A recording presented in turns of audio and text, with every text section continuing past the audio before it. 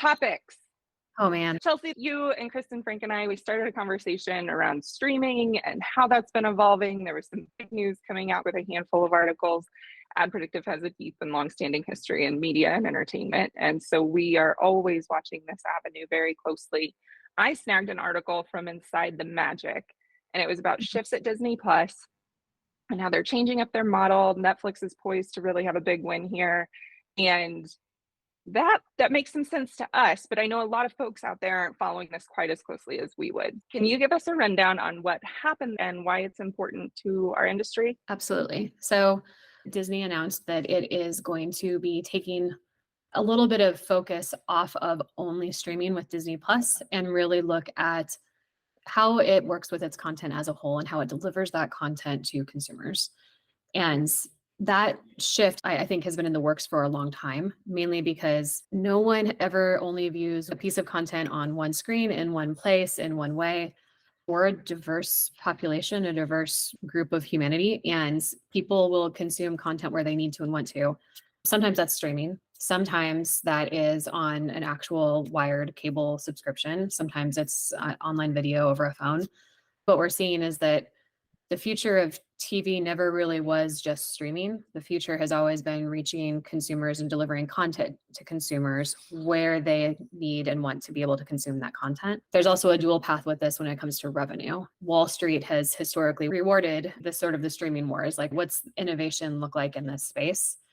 There has always been a trade-off in terms of allowing people to consume content and who pays for the development and the distribution of that content.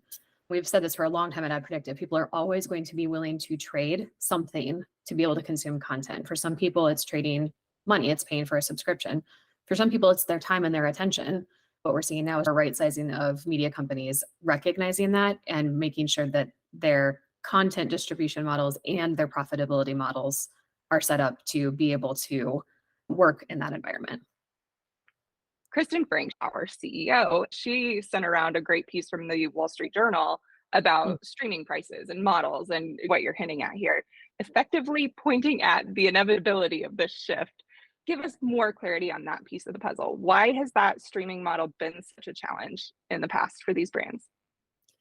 It's been a challenge because it's really hard to actually make money in a sustainable long-term way off of just a subscription fee. At some point, subscription fees have to rise. You start low because you want to get people in, and then they need to creep up a little bit more because you're needing to be able to find a way to pay for the content that you're putting out. And then you need to increase a little bit more because you realize that you're not necessarily hitting on all of the profitability marks that a media company that is beholden to its stakeholders needs to hit. And to only go that route, there's only so much margin in that. And I think that's why we see, yes, Netflix is going to come out ahead in all of this, but even Netflix is adding an ad-supported model. And it's because of the revenue implications that Kristen shared with us and that the Wall Street Journal hit on, which is profitability is going to inevitably win. And brands and media companies are going to have multiple ways to achieve that. And I know that we've had clients that are very conscious of the TV viewers and knowing where that audience is and who's watching on traditional television or cable. Those same clients are also balancing finding new streaming audiences and bringing people into those streaming platforms and one not cannibalizing the other. How are we helping to support that?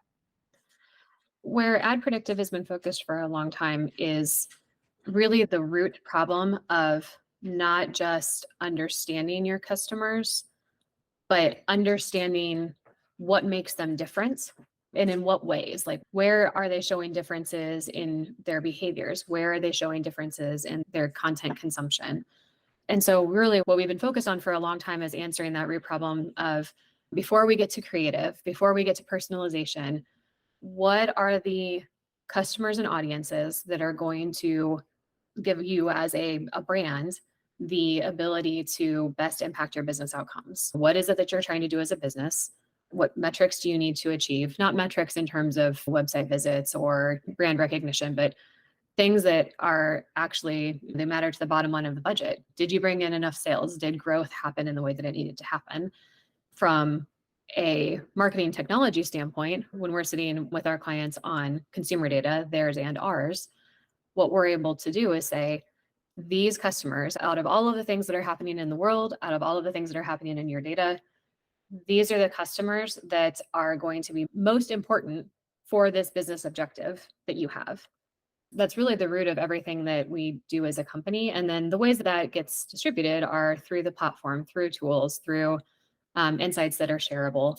But it really comes back to who is the consumer that you need to understand in a way that you know that connects to what you're trying to achieve as a business. As we're moving through these shifts in pricing models, these changes to how streaming functions and is consumed, there's going to be more conversations around attrition and churn and holding on to those viewers once you get them.